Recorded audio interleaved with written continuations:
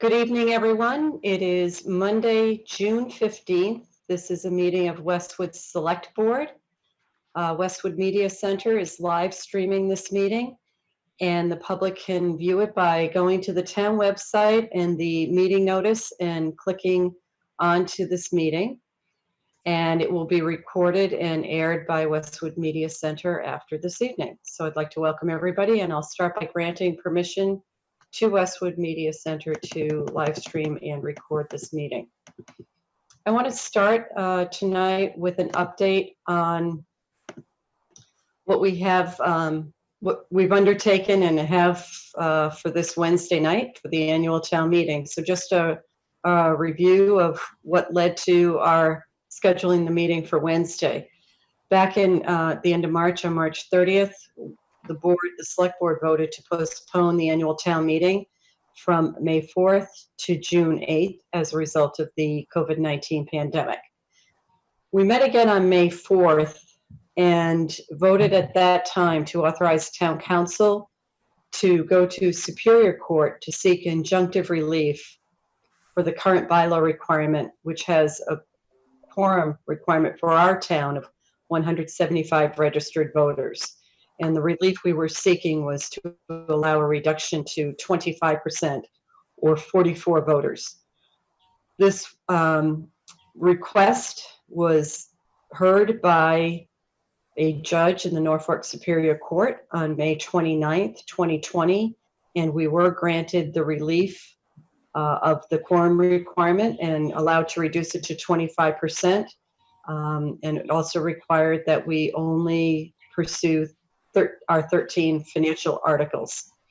So on June 4th, the select board voted unanimously to accept the Norfolk Superior Court order and to amend the town meeting quorum requirements. We also voted to postpone town meeting to June 17th, and that's this Wednesday. The meeting is scheduled to start at 5 p.m. and it will be taking place outdoors outside of the high school on Flahi Field, which is the large field right along Manhattan Street. And we will adhere to all the social distancing and health safety guidelines as provided to us. And I would like to highlight some things that people should be aware of as it relates to this town meeting.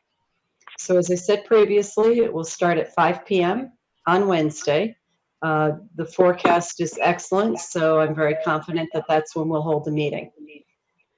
For everybody who has had, not had a chance, but should be aware, Pam Dukeman, our Assistant Town Administrator and Finance Director, pre-recorded her budget presentation, and it is being aired by Westwood Media Center on TV on the cable channels, and it's also available on the town website, www.westwood.ma.us, under News, Annual Town Meeting and Budget Overview. And it's a very good overview of the town's finances and the actions that we are taking on Wednesday night. We are doing this in advance this year because the outdoor setting does not afford us the opportunity to have a live presentation with slides on a screen. During the daylight hours, this just would not be able to be visible to the attendees. So we have both the Finance and Warrant Commission's annual report with all the financial warrant articles in it and this video that people can review before attending town meeting. And as I said earlier, we have a minimum quorum requirement of 44 registered voters. However, we can accommodate many more voters than that, so people are encouraged to turn out. The meeting's set up. There is a check-in, and registered voters, when they check in, will be given a red card. This is something to raise when we are asked for a standing vote by the moderator. Otherwise, the moderator will start with a voice vote. Chairs will be set up with 6 feet distancing between them. And I believe, and Chris Coleman, correct me if I'm wrong, that families will be able to sit together and do not need to adhere to that 6-foot distancing. Is that correct? Families in the immediate household. In the immediate household, yes. That's right. Thank you. Residents who wish to speak at the meeting will have a microphone brought to them, and there will be disinfecting of the microphone after each speaker. And we have some technological challenges at Fly Field. So Westwood Media Center will not be able to live stream this meeting, but it will be recorded and available for viewing the next day. And Dottie Powers will be sending out a code red call tomorrow to remind people of town meeting. Please, everyone is encouraged to wear face masks. And if you need to, please wear sunblock and bring insect repellent. It is an outdoor event and you should prepare accordingly. We also ask that residents bring their own copies of the Finance and Warrant Commission book. There will be limited supplies on hand at Fly Field, but it's best if you bring your book from home. So that's an overview of the meeting. Anybody have anything else to add? Chris, anything I missed? Nope, you covered everything. Thank you. Okay, great. Okay, so let's go to our scheduled action for tonight. And I'm happy to say that we have Chief Jeffrey Silva with us this evening, Chief of the Police Department. And Jeff is joining us tonight to give us an overview of Westwood Police Department practices. And we thought it was particularly important in light of recent circumstances. We have had I have to say that the organized protests that occurred a week ago Saturday was extremely well done, very thoughtful, very respectful, a lot of wonderful speakers. And we're happy that tonight we can have Chief Silva join us and talk to the community about what the Westwood Police Department is about, because as people know, when the select board sent out a statement a couple of weeks ago, we did so with extreme concern of the killing of George Floyd, with respect to the Black Lives Matters movement and all that accompanies it. And we also commended our police department because we do have an outstanding department. And I'm very happy to welcome Chief Silva tonight, who would like to speak to us. Jeff, I turn it over to you. Thank you. Good evening. Thanks for having me. Appreciate it. Good evening to the community. I wanted to take the opportunity to start off with some thoughts that I had written out, and then I'm happy to entertain any questions or any follow-up on that, if that would please the chair. Yeah, we'll probably stick to the people who are participants in the meeting. And I think, Jeff, this is really just a forum for you to speak to the community. Great. Well, again, thank you for giving me this opportunity to speak to the board and to our community. I'm here tonight because I wanted to begin a more public dialogue about what it is that we're doing, what we've historically done, and what we plan to do in the future relative to our policies, our practices, and our philosophies here in Westwood. I thought it was particularly important in light of some of the things that have occurred with police outside of Westwood, and over which I have no ability to control, obviously, that has caused some individuals to wonder what happens with the police here in Westwood, the latter of which I certainly have the ability to control. And I think any time like this, when a community engages our government to try to understand and inform how the government can best serve them, it's generally a very positive thing. And the police department, as part of our local government here in Westwood, certainly works for the community. That having been said, the community and the police relationship is really one of a partnership that requires two-way communication, mutual understanding, certainly mutual respect. It requires a coordinated strategy to foster safety and security for all members of our community, residents, visitors, businesses, whoever comes in and through the town of Westwood. Not the loudest, not the most affluent, not the most connected, not the most persistent. It requires, and our oath demands, equal protection, procedural justice, and due process for all. whether that's police officers or the people our police officers deal with. And when we as individuals see injustice happening anywhere, and police officers feel the same way, it's understandable to question or to wonder if it may be happening everywhere, including the town of Westwood. If it's not happening or hasn't happened, could it happen? And that oftentimes leads to the type of healthy and productive dialogue to look at what's working, what maybe is not working, or what could work better. Other times, unfortunately, there are assumptions that these injustices that have happened may be happening right now. And if that's the case, while that hasn't been the case, because we have a wonderful, respectful relationship with this community, but if and when that happens, it can cause divisiveness, uncertainty, and hurt, and an urgency to find solutions to problems, even those that have happened outside our community, regardless of whether or not they've ever happened inside of our community.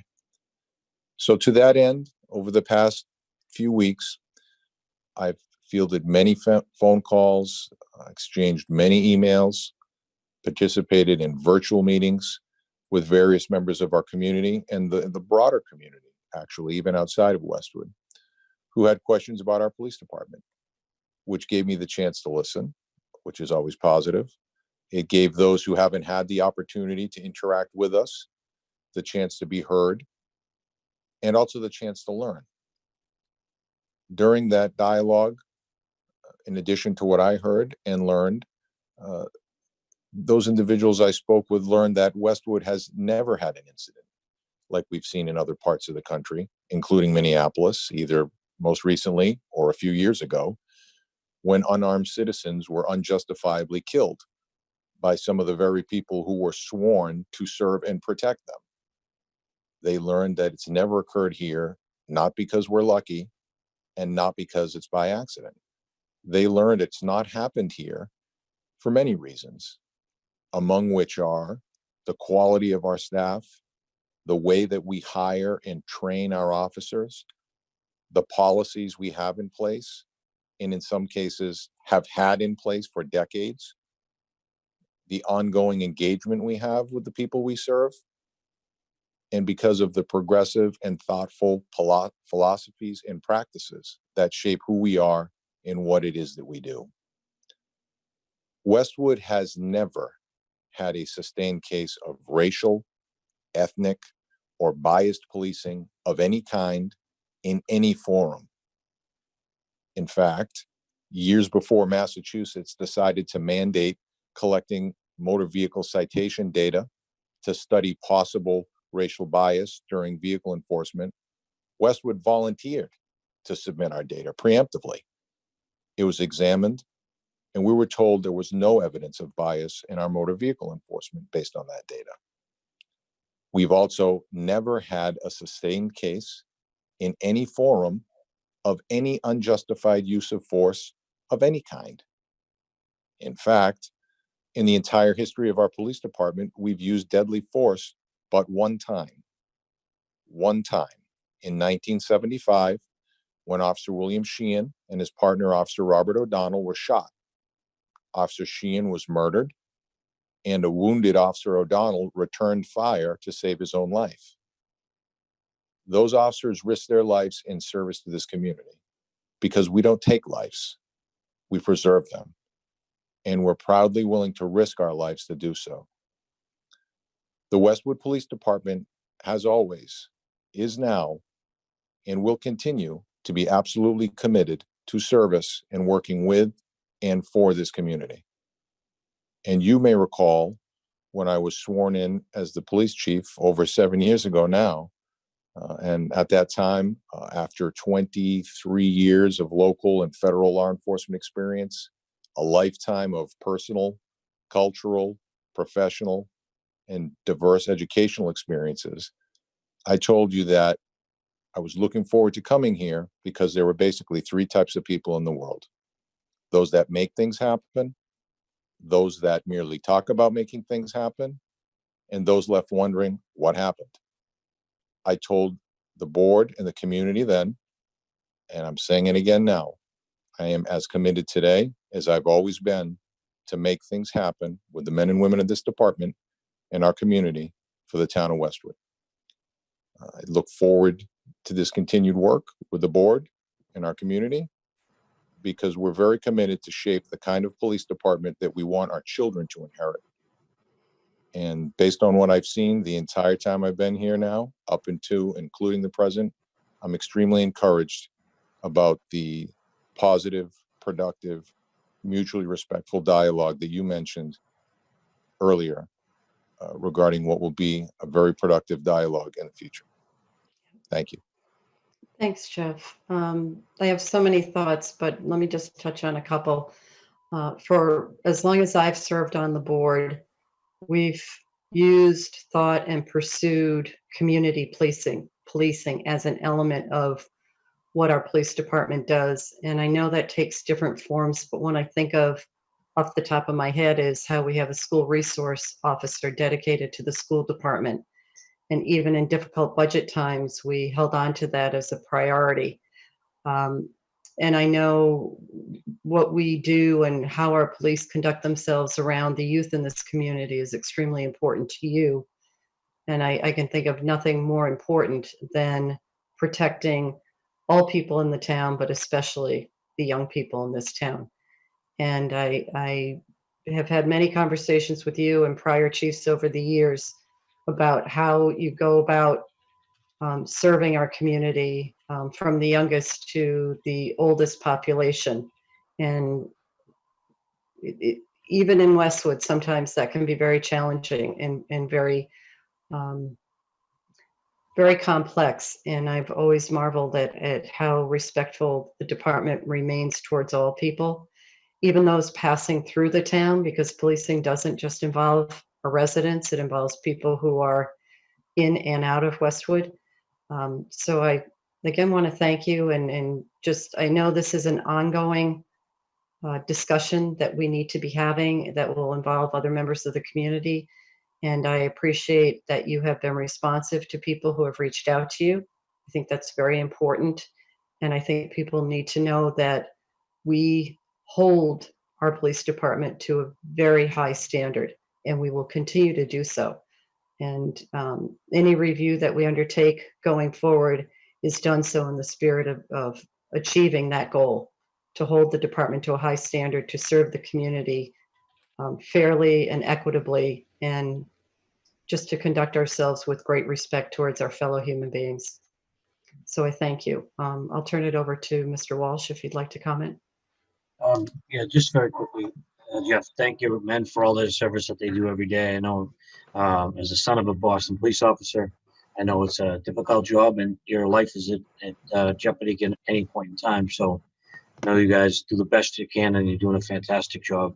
And I know it's basically mostly due to the training that we get here as opposed to other parts of the country. So I'm sure it's difficult for everyone when things like this happen, but let your men know that we're always thinking about them and they're always in our prayers. So thank you. Men and women. Men and women, excuse me, yes. Thank you. Thank you. Chris, do you want to add anything? Yes, thank you, Madam Chair. Just so, Chief, first, thank you very much for your words and for your leadership. I also just wanted to mention that when I first came here, which was just a few months ago, I had an opportunity to speak with Chief Silva, and I had to really bribe him to get information from him as far as the good work that is being done. And if it's okay, Madam Chair, I would just ask the Chief if he could just expand a little bit on some of the changes that have occurred since he's been the Chief, and specifically training, less lethal tools for officers to use in the line of duty. And also, I would also like to talk to him about his fleet. I think there are some members of the community that may find it interesting, the type of vehicles that our police officers are using. Sure. Happy to do so. I think that's probably my grandmother in my ear saying that self-praise is no praise at all. So that's probably why I was reluctant. Praise your colleagues, Jeff, okay? Yeah, absolutely. Well, there's a lot to talk about. I mean, in addition to having a community that's very supportive, which is critical, right? You can, as the chief, you can have as many ideas as you want to move forward. If you don't have that support from your government officials in your community, you just can't get it done. So we have to start with that. But we really, when I came here, unlike sometimes when you see new chiefs come in that inherit a department that's in, I don't want to say dysfunctional, but there's some problems and they're looking for a change agent. It was not that. It was actually from two successor chiefs that had already done things that put the department on a great trajectory. So it was trying to improve on that. And we certainly didn't rest on our laurels. Even from something that may seem as simple as taking call 911 off the back of the police car and put the town motto, committed to service. To some people, that's a graphics change. For me and for our department, that's a paradigm change, because that says that you're switching from reactive policing, you only go when there's a problem, to you're committed to service, no call too small. And you're doing those things that the community needs, and you're having a consistent dialogue with the community to change that. We changed the type of less lethal equipment that we carry, because quite frankly, we were dealing with largely a club that a caveman would use and a pistol that was an evolution of a flintlock. Well, thank God we don't have any occasion to use those much at all, but we were dealing with people with ongoing mental health issues and some opiate addictions and some drug issues and mental health crises, whether it's bona fide mental health or mental health for other reasons like drug use. So we brought in tasers to make sure we were dealing with people consistently and humanely in a way that could be regulated and monitored and downloaded, so that we had transparency and we could see what we were doing. We changed the weapons that we were carrying, so that, God forbid that we had to use them, there was less risk to other people in the community. We would contain those weapons that we had to use, should we need to use that, in a way that would only deal with the risk at hand, hopefully, and mitigate it moving forward. We started things like a community crisis intervention team to deal with the more insidious things that people, and the pressures that people deal with, that lead them to act out, engage in behavior that's harmful in most cases, because it's not their fault. They develop an addiction, and they're a victim to that addiction. They have mental health crises. We changed not only the way we deal with the community, like I just mentioned, we deal the way with our footprint affects the world. And so I think I was the first, or among the first chiefs, certainly I'd say among them, to get a hybrid electric vehicle for myself. And now every administrative vehicle in our fleet is a hybrid vehicle. We just rolled out our first hybrid marked car for the fleet in Westwood. We made policy changes and enhancements to make sure that the way we were using our equipment, the way we were responding to calls were done in a safe manner. So it really was a holistic approach. I don't want people to think that because nothing terrible had happened here, that I was ignorant to the fact that means it could never happen. I don't want anyone to think that we assumed that everything was going smoothly and we didn't need to change anything. We've made a lot of changes, and we've had a lot of examination, and we're going through the global policy assessment process over the next few years to achieve accreditation for the department. So there's many things that we've done.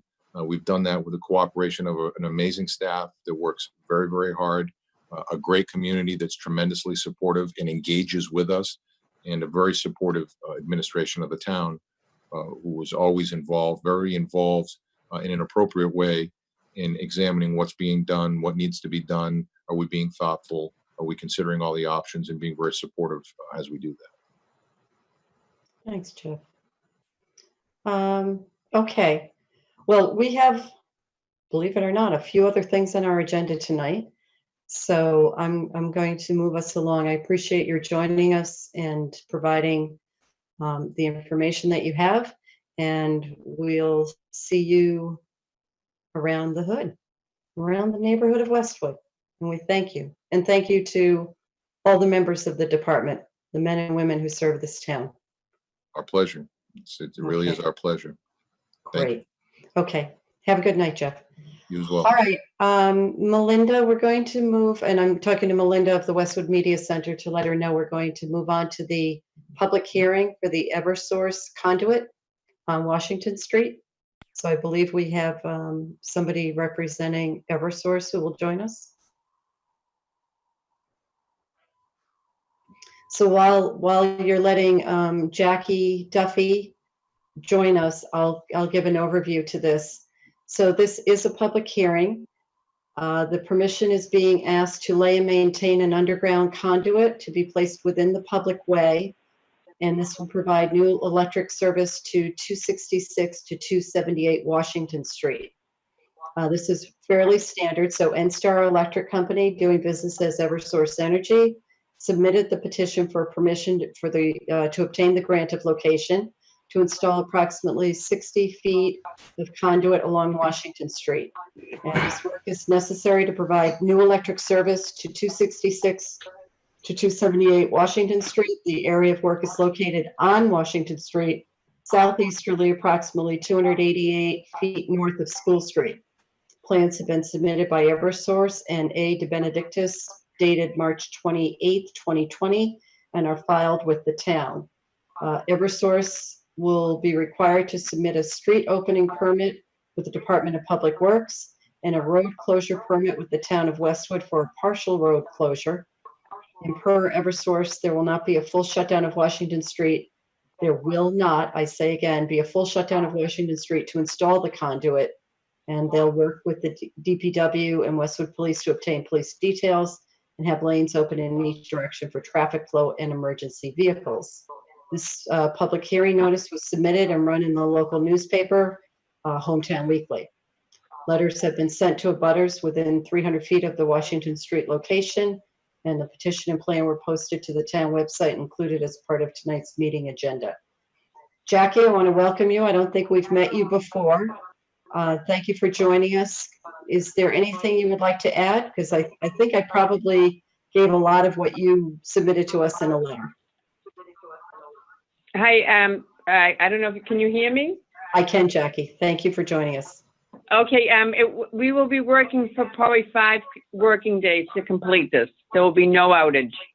Okay. And when are you hoping to start this if all goes according to plan? I think as soon as possible. Okay. All right. Michael Walsh, do you have any questions? You're on mute. Okay. You're on mute again. Mike, yeah, you clicked yourself off. There you go. Melissa, Melinda? Melinda, are we going, yes, the question is, are we going across the street to CVS or back towards the new property for the community center? Who are you asking? Jackie. Back towards the new. We're going back towards the new property. Jackie, you have 2 things going and we're getting an echo. I don't know if you have your screen on and a phone. It looks like you have 2 means. So can you drop one and, okay, so if you can do the screen and just unmute yourself. There you go. Okay, Jackie, try saying something. Nope. I think she picked the wrong one.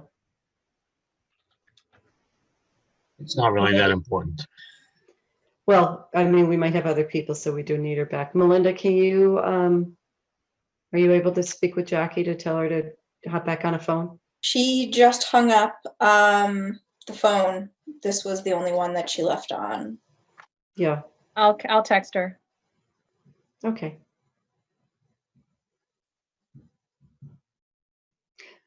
Nora, are you able to answer Mike's question in terms of where the line runs? Are you familiar with this? Nora, you're on mute.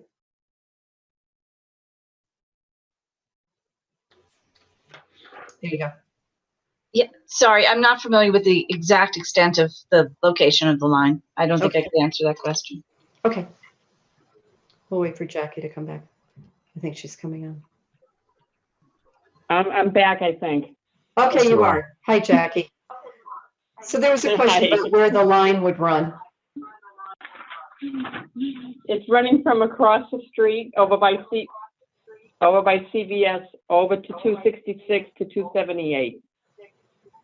Okay, the new CVS or the renovated former CVS?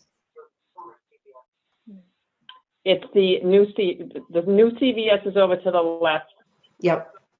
And where the empty building is right there, that's where the Padmo transformer is. Okay. Does that answer your question, Mike? Yeah, sure. Yeah, sure. All right. This is a public hearing, so Melinda, can you see if there's anybody who has submitted a question? I'll give it a couple moments because I may not have been clear that if people have any questions, this is the time and they should write the question. Is there a chat function?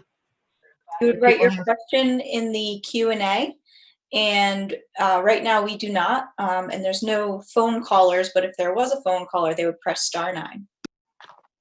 Okay. I'll give it a moment.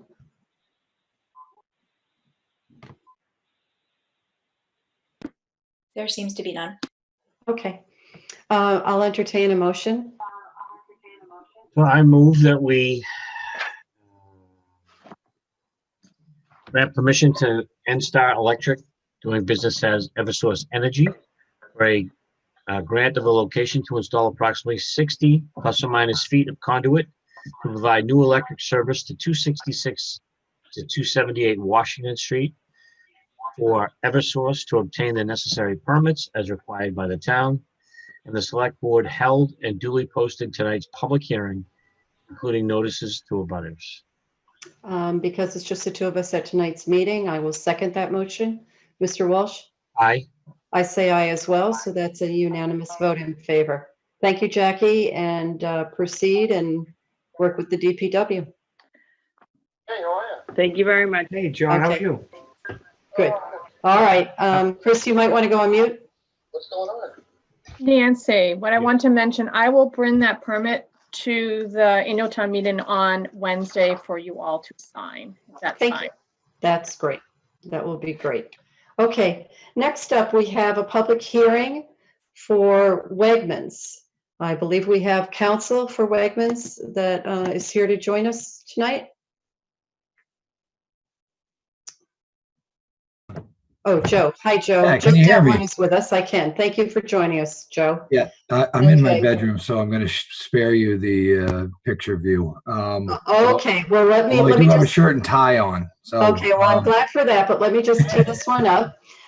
So Joe Devlin is here representing Wegmans, and they are, they have a change in ownership within the family, how it's structured. It's not changing the operations. So I'll let you explain, Joe, what is being done and what you need from us. yeah, I think in these uncertain times, they're doing some estate planning.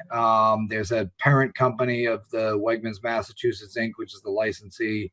That's Wegmans Food Markets Inc. That's owned. Dan Wegman, the father, owns 50.5%, and Colleen Wegman, the daughter, owns 49.5%.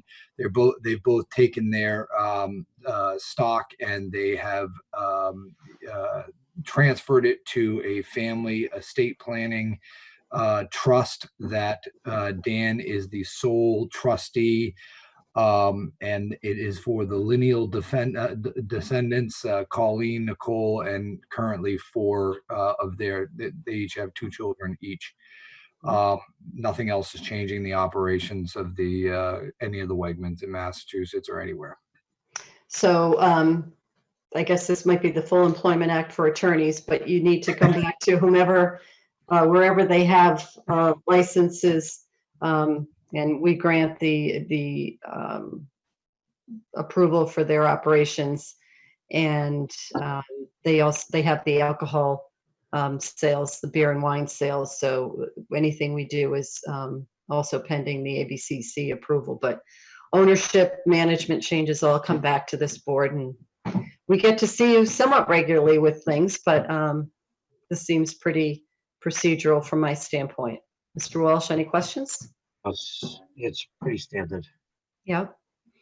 Okay, Melinda, this is a public hearing, so I'm going to give it a couple minutes. If you can let me know if anybody has any questions or comments, if they've entered anything into the Q&A, or did you say *9 if they're on the phone line? That is correct. Yep. Just use the Okay. Q&A and *9.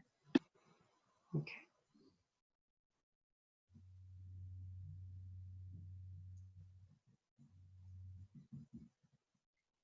I don't see anybody. Okay, Joe, this is the fun of the virtual meetings. We get to do it a little differently. I'll entertain a motion. I move that we grant approval of the change of ownership interest application for Wegmans Food Markets, Inc., located at 169 University Avenue, pending the Alcohol Beverage Control Commission approval, also Okay, known as the ABCC. I'll second that. Mr. Walsh? Aye. I say aye as well. Okay, Joe, that's a unanimous approval. Thank you for joining us tonight. All right, And, thank you all. You're all set. Take Okay, care. Be safe. you too. Okay, next up, we have a scheduled public hearing. This is really procedural because this is a public hearing for Kiara. They had submitted a notice for a public hearing to alter their premises for outdoor temporary seating. At our last meeting, we were able to already address this because of permission granted by the state for relief in the process for restaurants seeking such outdoor extensions of their businesses. And so I will call this as a public hearing, but I'll accept a motion to close the hearing. So I move that we close the hearing. Select Board canceled the Chiara Bistro public hearing scheduled for June 15th, 2020. Pursuant to Governor Baker's June 1st, 2020 order, known as Order Number 35, the Select Board granted approval to Chiara Bistro for temporary modifications to the premises to include outdoor seating at its meeting on June 4th, 2020. I'll second that, Mr. Walsh. Aye. And I say aye as well. Okay, we'll move right along. We have Camellas, another restaurant in town. They are seeking permission for temporary outdoor seating. We actually have two applicants tonight that are looking for this. So the select board is asked to consider granting permission to Camellas to add temporary outdoor seating located in the large walkway in front of the building where they have their restaurant, located at 745 High Street. And this request would apply for the remainder of the COVID-19 restaurant seating restrictions, and any approval is pending inspections and/or revised plan review by Westwood's public safety departments. Nora, do we have anybody representing Camellas here with us tonight? Are you expecting anyone? We're expecting JP Camella to join, but I don't believe he is called in yet. Okay, we will proceed anyway. I think we can do this. So this is a difficult one. Camellas has a very tight front space in its parking lot between the building and the cars. There is a sidewalk. It's about 8 feet deep. 8 feet is clearly not enough to put tables and maintain a 6-foot distance and have still have a sidewalk in front of that. So Karen Flynn has been working with JP since early last week on requesting scale plans, and each time JP has submitted plans, the dimensions have been different, and we just still haven't gotten a plan that actually works. Oh, okay. So we have suggested to him that there are 3 options. One would be to put the tables closer than 6 feet to each other and to the sidewalk, and put up plexiglass partitions of some type. If that doesn't work, the next option would be to put the tables right up against the building, but then take away some parking spaces to create a sidewalk within the parking lot, because we still need to allow for traffic to go through between the other businesses on the site. And the third is to forego the outdoor seats and wait until he can have indoor dining. He submitted 3 different plans, sketched not to scale, but none of them seem to work. I've gone out there just before this meeting. I went out and measured, and the measurements that I found are different than on any of those 3 plans. So Karen did ask JP to join the call. His response was thanks. So that was my understanding he would be on, but I don't think there's a plan that's ready to be approved tonight. And I don't think it's likely that there will be a plan unless he's willing to give up parking. Well, and as I asked when Kiara came before us, we need to know that the landlord is in agreement. Yes, so we do have a letter that came from the landlord allowing Camellas to occupy the sidewalk with tables. which would be fine. And we suggested maybe they even could stretch out all the way down towards Arch Orthodontics without interfering with the entrance to that building. But it's the depth of the sidewalk that's a problem. With this 8-foot depth, we can't get a 6-foot separation, a 3-foot sidewalk, and then a 3-foot table in there. Oh, that's It's okay. just not enough real estate. So it could be done if they close some of the parking spaces to Okay. have a walk around. But JP so far has not been willing to do that. He might come back with a plan, but as of now, we haven't seen one. Okay, well, I think what you're saying is very important, so I would support what you're pursuing, and we have other meetings coming up in the near future, so I would personally prefer that it not come back unless it's coming back in a form that has met with review and approval from our staff. Mike, any questions or comments? No. Okay, so we will not take any action on that tonight. Let's move along to Toast Office, and that's also located on High Street, and they would like to add outdoor seating. They would. Yeah, they, however, are looking to do it in 3 parking spaces in front of the building at 679 High Street. So Right. give us an update on that. So they've submitted a plan. It's been reviewed, went to the police chief first. He asked that they add a few more planters to, very heavy planters, to make sure that the area is very visible to cars in the parking lot and that it's well protected. Joe Doyle, the building commissioner, asked that they add signs to prevent trucks from coming along the side of the building between the Toast Office and Dedham Savings when the seats are in active use. Because it is very tight around there right now for trucks to make that turn, and we're concerned about seats. The landlord was willing to do that and allow signs to go up blocking off the truck access during seating hours. They are proposing 5 tables in these 3 parking spaces, all of which meet the 6-foot distances. They're proposing a barrier that would go around them that is that those metal barricades that you often see at parades will form the square around the tables, and then there will be planters placed every 4 feet on all 3 sides of that barrier to protect and to add visibility for cars. So it seems to be a safe plan, an appropriate plan, and it's been reviewed by the building department, health, police, and fire, and all have recommended approval. And I see we have Johnny Fortin with us. Johnny, you're one of the owners of Toast Office. You're on mute, so maybe Melinda, you can release that, or Johnny, you need to. I need to do it. Okay, can you hear me? Yes. Hi, Johnny. Good evening. How are you? Hi. Thank you for having me here tonight. Yeah.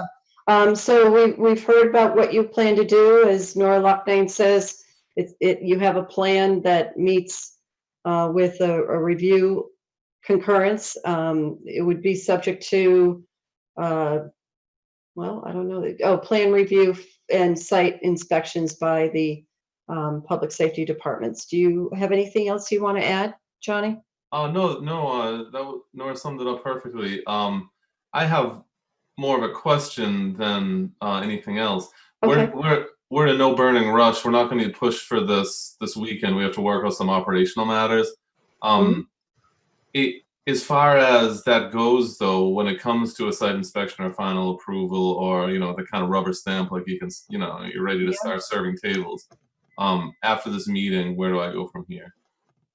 Nora, I'll let you answer that. So Karen Flynn will assist you with that. So the first step will be getting, assuming the select board grants the expanded premises, there will be a temporary license that'll be signed by the select board. Karen Flynn will bring that to you and organize a site visit. It'll be the building commissioner that'll come by just to make a final check that the tables are where they're shown on the plan and that the barrier is in the appropriate place. So it's a very quick check. And once that check is accomplished, then Karen will turn over the license and you'll place that temporarily over your existing license.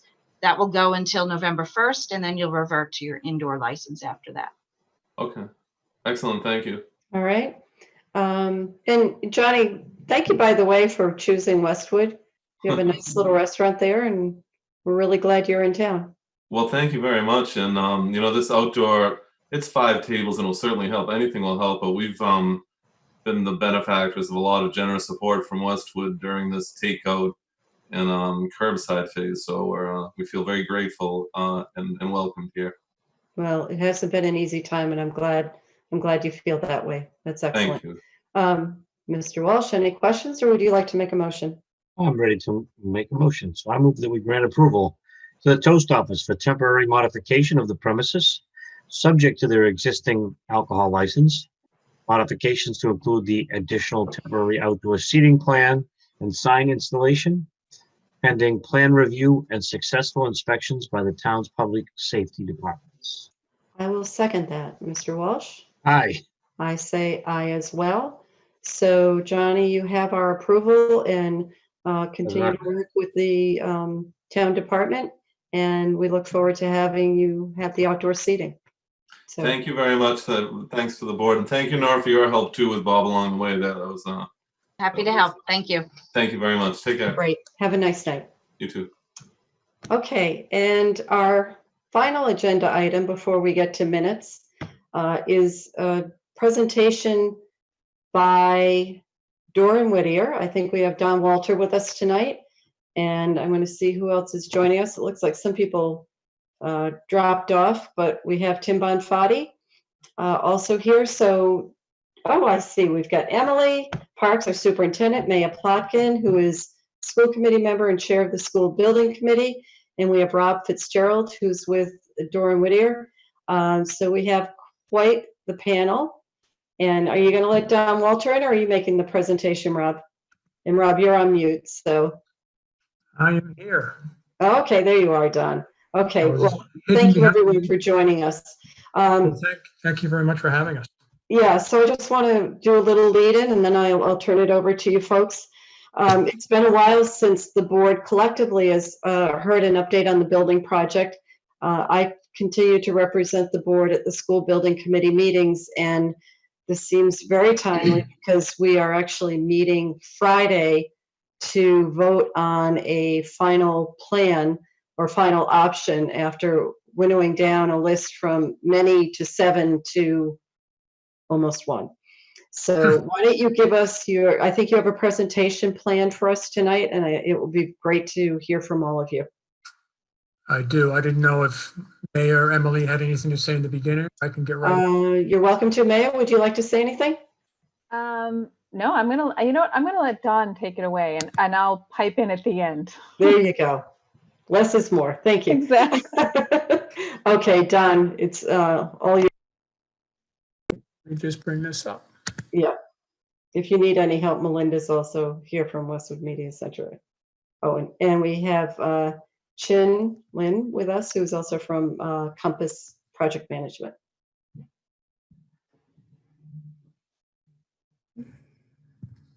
Hold on a minute. Too many things open.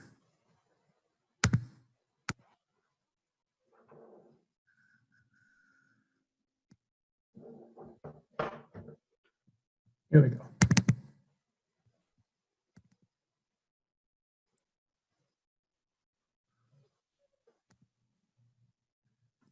Terrific. Well, thank you for your patience with that. That's fine. So once again, thanks for allowing us to make this presentation tonight. We're going to just quickly update you on where we are in the process, talk a little bit about some of the meetings we've been having with the community. In fact, this presentation is a shortened version of a meeting we had with the general public about just over a week and a half ago. So, and there was a lot of detail presented that evening. So we're going to consolidate that tonight. Talk about how we're making decisions, winnowing those many options down to the few and ultimately to 1. And then talk about where we are with a recommended option, which is being brought to the SBC on Friday. So in terms of the process, as you all know, this started 5 years ago with a master plan capital needs study. A statement of interest was submitted to the Mass School Building Authority, the MSBA, for the Hanlon Elementary School, and was accepted. And when they accepted that project, they also allowed for the study of not just Hanlon as a 315 student elementary school, but also look at a Hanlon Deerfield consolidation for 560 students and a Hanlon Sheehan consolidation for 685 students. And then at the middle to the end of last year, the owner's project manager, who was Compass, Tim Bonfatti and Chin Lin, were hired. We were then hired as Dorn Whittier in the fall, and we got working on the project. And it's been quite a process so far. It's been very open process, very inclusive process. Had a lot of great feedback. We'd like to think that when it's all said and done, this school is going to be a Westwood specific elementary school solution. So we're just thrilled about how it's all come about. Moving beyond today, we will be submitting what was called the preferred schematic report to the MSBA this summer after the SPC vote next week. And that will move us into schematic design, which will allow us to get everything into more detail over the next year. And then we'll come back to you early next spring for town meeting funding votes on the project. And then beyond that, I think there's one more tab here. Construction begins a year after that in 2022 with anticipated school occupancy in September of 23. So that's where we've been and gives you a sense of where we're going. So I mentioned the input that we've received from the community. It really, and I think when you look at the first line item here, 21 open school building committee meetings. So really have been trying to not just reach out to the community through the school building committee, but also with the community forums that we've had, basically in every month since we were hired in October. As I mentioned, the most recent one being this month. We've met with educators, between staff, teachers, parents, and we've had visioning sessions. So we've really built, we think, a design that's reflecting Westwood's educational needs. So we're just really excited about how the process has been moving along. So as Nancy mentioned, we started with 15 options, many, and we've narrowed it down to 7. And of those options, one of the options is what we call the base repair, which you see in the upper right-hand corner of the slide. That's just to fix Hanlon in place. Doesn't address any space issues, doesn't address any educational issues. It just fixes the building. So you can imagine it's not meeting the needs of the community. We also then looked at the 315 student solutions, 516 Hanlon Deerfield solutions, 560 Hanlon Deerfield solutions, and 685 Hanlon Sheehan solutions. So you can see what's up here. The option 6, which was a Hanlon only, option 7 and 10, which are 560 student Hanlon Deerfield solutions on the Hanlon site.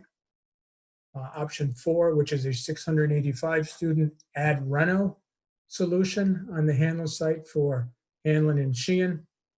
And then an all new Hanlon Sheehan on the Hanlon site and an all new on the Sheehan site. So those are the options that we've narrowed it down to, and we've studied those in quite a bit of detail. So with all that work that's being done, the goal is to try and gather as much information and create a matrix that's going to allow you to numerically identify the most, the preferred option for the community. And essentially there were 5 categories that were developed: education, site, town impact, security, sustainability, and construction impact, and then cost. And that cost should be a 5 next to that. And within those 5 major categories, there are 14 subheadings.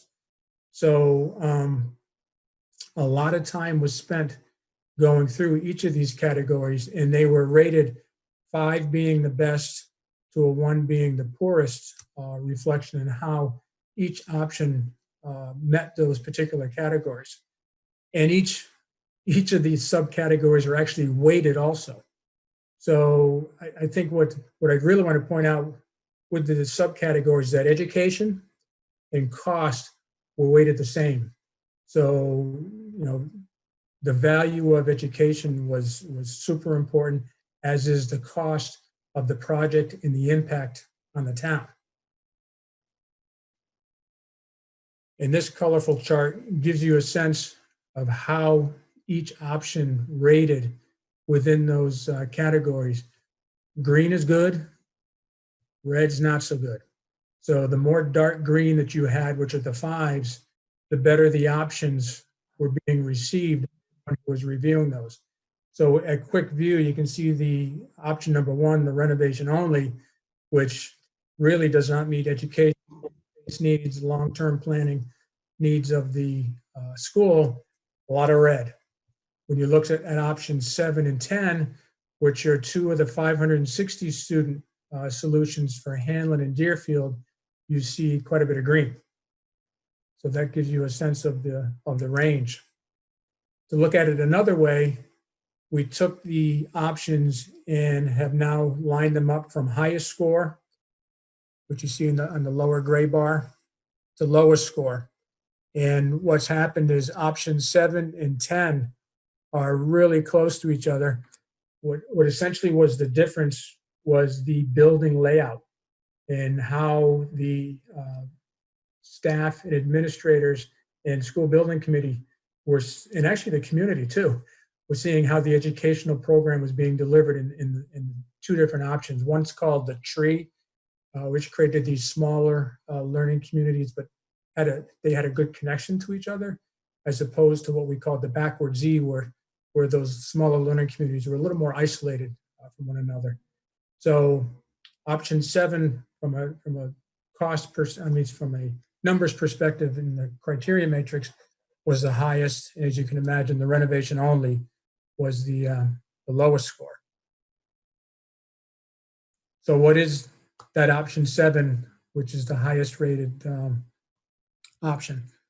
That is the 560 student Hanlon Deerfield solution, what we call the tree, which is located, if you look here, this is Gay Street. The existing Hanlon building, excuse me, is located right here. We're locating new fields out off of Gay Street, so good public access. We have bus drop-off, parent drop-off, and parking, and then a main entrance kind of set up on the hill into the woods a little bit. So we also are referring to this as a school in the woods. And with this main entrance, we tried to separate public from private. So administration, main entrance, main lobby right here, with a gymnasium and cafeteria right off that public lobby, and a music room. And then basically a separation from the public area of the building and what we call the private area of the building, which would be all the classroom wings, two-story, whoops, sorry about that. They're all two-story classrooms, kindergarten, grade 1, grades 3 and 4, and 2 and 3, and grades 3 and 4, sorry, grades 4 and 5 on this other wing. So you can see how you get these smaller learning communities that are still connected across the aisle. There's room for you to spill out from your classroom, and your library media center is located down at this end, at part of a hub of the building. A lot of outdoor learning opportunities around the school and good connections back out into the woods. So this became the preferred option. This is the option that is being recommended to the SBC on Friday. I do want to just quickly touch on cost and let you know that you can imagine there was quite a range in cost, from just fix the Deerfield school to what became the most costly, which is an addition and renovation option to meet the 685 student population. So those costs actually range from 25 million to almost 92 million, which were the base costs. The tree and the backwards E, the base costs were 83 million, and these are project costs. So you had a full range of costs to be considered. And I also do want to add that we spent a lot of time talking about sustainability, energy efficient buildings, buildings that may ultimately not cost additional money to operate, but they actually end up self-preserving themselves. So depending on what level of sustainability might be utilized, there could be an additional $7 million of cost added to what I just explained here. And that would be really true of any of the options except for the repair-only option. So that gives you a sense of the process we've gone through, the criteria that we've discussed, and what the outcome has been. Don't want to forget about if this option does come to fruition, what happens to Sheehan Elementary School, what happens to the Deerfield Elementary School. I'm going to turn it over to Maya to discuss that. Great, thanks, The Don. slides here. Before I get to Sheehan, and I just wanted to make one more note about costs. I just want to stress that the costs that we have, we're about 15% through the design process right now. We still have 85% to go. So the costs that we have are really estimates at this point, and we're using them purely for comparable purposes, just to see how the options cost against each other. I mean, it is sort of, you know, they'll be in this range, but I don't want there to be the assumption that, you know, we know what the exact costs are, because we don't at this point. We will be submitting a not to exceed number in our July PSR report. So we'll know sort of the top end of what the cost will be, but it'll take the next 7 months to refine the design and really come up with an accurate cost. And so by the time we go to town meeting, we will know 2 pieces of information. Number one, what our total project cost is.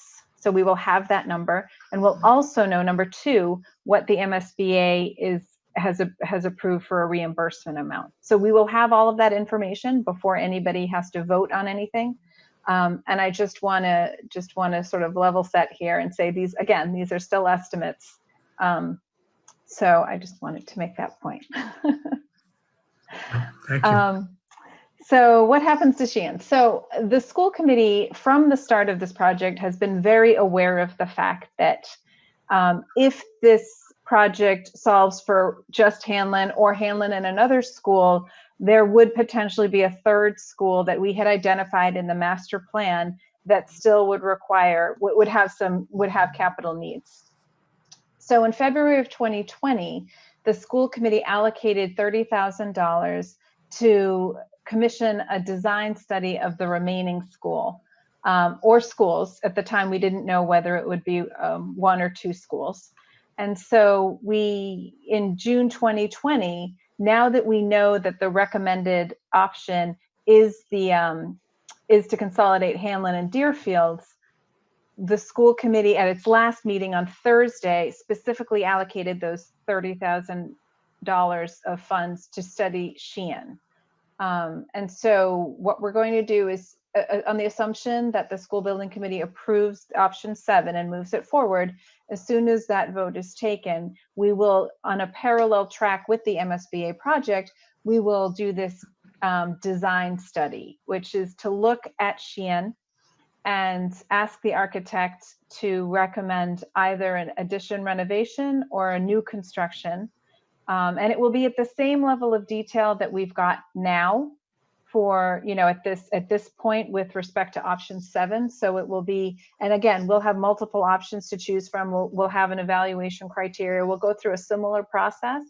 But at the end of the day, by spring 2021, we do expect to have a preferred design for Sheehan. I want to be very, you know, we're very cognizant of the fact that the economic climate has changed dramatically since February, when the school committee first allocated these funds. And we would be remiss not to note that. So at this point, the timeline for moving forward on Sheehan will be further developed as the economic environment becomes more clear. We understand what our options are. We understand what the economy looks like. So at this point, we're really looking for the next 7 months, 9 months to a year to really flush out the design of Sheehan. We have the funds already allocated for it. So that's our next step with respect to Sheehan. What happens to Deerfield? Well, kind of depends what happens to Sheehan.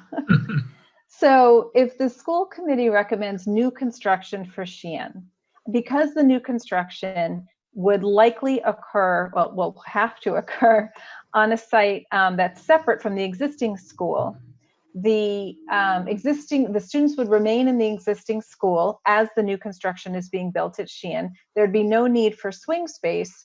So at that point, the district will likely return control of Deerfield back to the town, unless there's some other reason that the school needs to operate Deerfield. But it's more likely that the school would just say, you know what, we don't need Deerfield for swing space for the Sheehan project, so it would revert back to the town. If the school committee recommends an addition or renovation to Sheehan, then the district would likely retain Deerfield because we could use that as swing space for the project. Once the Sheehan project is over, then again, control of Deerfield will likely revert back to the town. And I believe the select board has been asked or has discussed, and to create a committee to examine the potential town uses for the vacated school if and when the control reverts back to the town. So that's the situation with Deerfield. So what are our next steps? As we've mentioned, this Friday, the school building committee is meeting to vote on the preferred option, which is option 7, and to accept the PSR and to submit that to vote to submit the PSR to the MSBA. On July 8th, the school building committee will actually submit the PSR to the MSBA. And in the summer, we anticipate the MSBA's approval of the PSR. They will have a vote where we're asking for their approval. And as soon as we have that vote, the school building project will enter the schematic design phase. And as Don mentioned, we anticipate that phase to last about 7 to 9 months. And that will result in a presentation at town meeting where we ask the town to fund the construction of the MSBA project. Bingo. Yeah, that's it. That's all we got. That sounds good, Don. I'd first like to weigh in before we get into a discussion that I want to publicly thank Maya for her leadership on the school building committee. Having participated this past year in both the committee and subcommittee levels, Maya, you're doing an outstanding job in working through this very detailed process. So thank you. I will say that Emily is right there with me. Yeah, I'm gonna leave her out. Every step of the way, I'm dragging her with me. I'm just doing the fellow elected official thing. And I have to say that Doran Whittier and Compass are amazing partners. We, particularly with respect to the community, I think that they value the community feedback so much, and that is absolutely, this design is a result of community feedback. And we really appreciate the partnership that we have with both of them. And it's just, so far, it's been a really great experience. So yeah, that's great. And thank you to the whole team. It's been very impressive. Having been part of the committee, I'm not going to load you up with questions. So I'm going to ask Mr. Walsh if he has any. And you're on mute. Yeah, I was just curious, when we go to town meeting, will that include the Sheehan? I wasn't quite clear on that. So at town meeting, we'll have 2 separate votes. We'll have 1 vote for the MSBA project. Okay. And then we'll have 1 vote. We anticipate having a vote on the Sheehan project that would ask for the town to fund money for design, for schematic design. So we wouldn't be asking for construction funds. It would be the next phase of the project, which is the schematic design phase. Okay, thank you. That's all. Okay, thank you. Tim, do you want to add anything since you joined us from the project management side? No, I think everybody did a great job presenting it, and I'd be glad to answer any questions, but I think it's pretty comprehensive. We don't have a large audience here. It's those of us who have gotten to know it pretty well. I'm going to let Melinda, who's with Westwood Media Center, let us know if anybody from the public has any questions. And I want to underscore what Maya spoke about, and that, Don, actually, when you were talking about the community meetings, they have been robust. There's been significant public participation, and every step along the way has had a pause button to receive public input. And that's kind of where we are right now, where the school building committee has talked about option 7 at length, but we've, I think there was a public meeting just a few days ago, and allowing for reflection, input, questions along the way. So that has occurred, and we're going into Friday hoping to come out with the one option that after this long work has been done, that we can actually move forward with.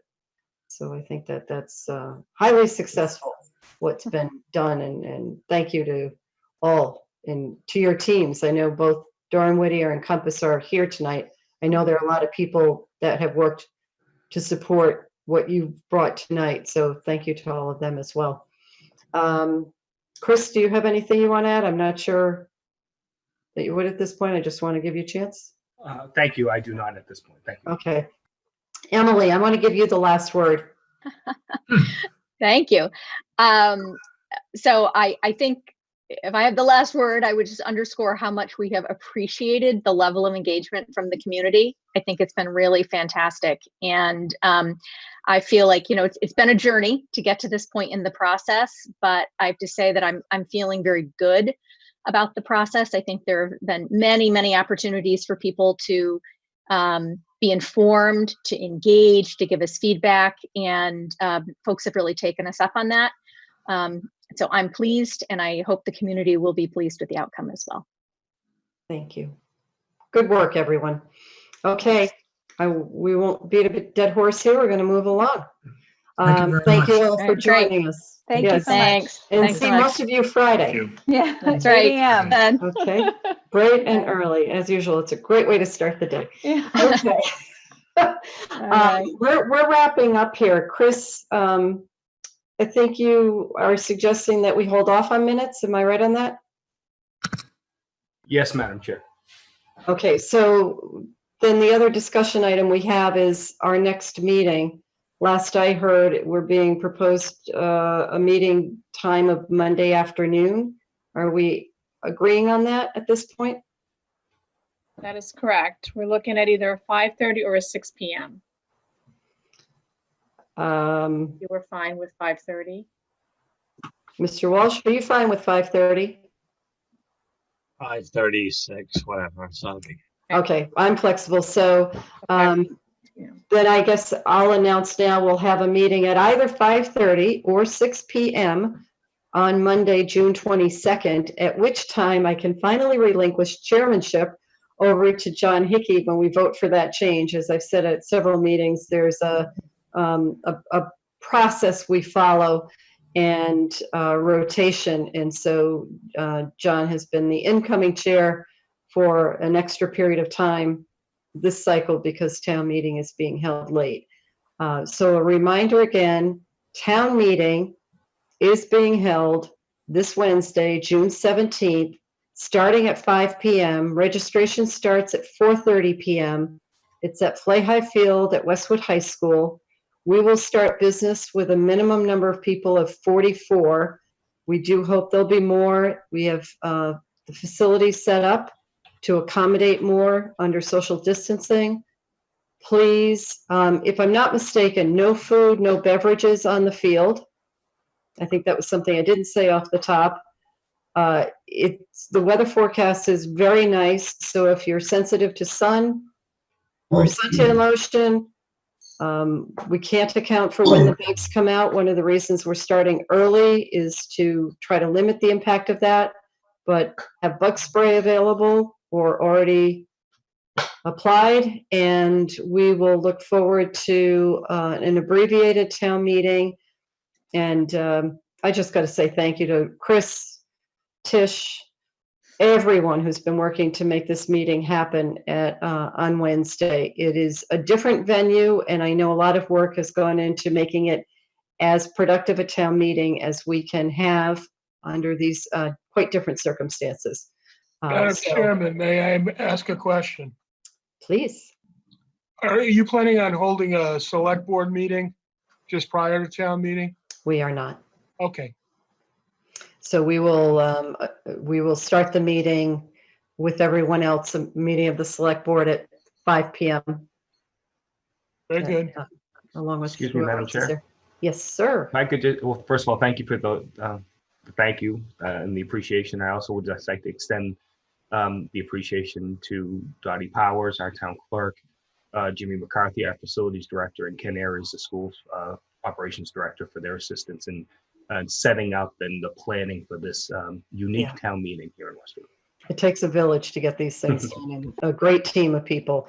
I mean, that seems to be the common thread throughout just about everything we've discussed tonight, that what we do and how we do it in town and do very well is because a lot of people come together and cooperate and work very hard to serve the town. And it goes down to things just like town meeting, to cooperation, and a strong leader in our police chief with a strong department that works very hard to represent and care for all the citizens. So it's just an amazing group of people. We're very fortunate. The prediction is for sunny and 87 degrees, so jackets and ties may be optional. Yeah, well, it may be hot, but we will have it nonetheless. So unless anybody has anything else to say, I'll take a motion to adjourn. Move that we adjourn. I second that. Mr. Walsh? Aye. I say aye as well. Everyone have a nice night, and we'll see you Wednesday, June 17th, 5 p.m., Play High Field. Thank you.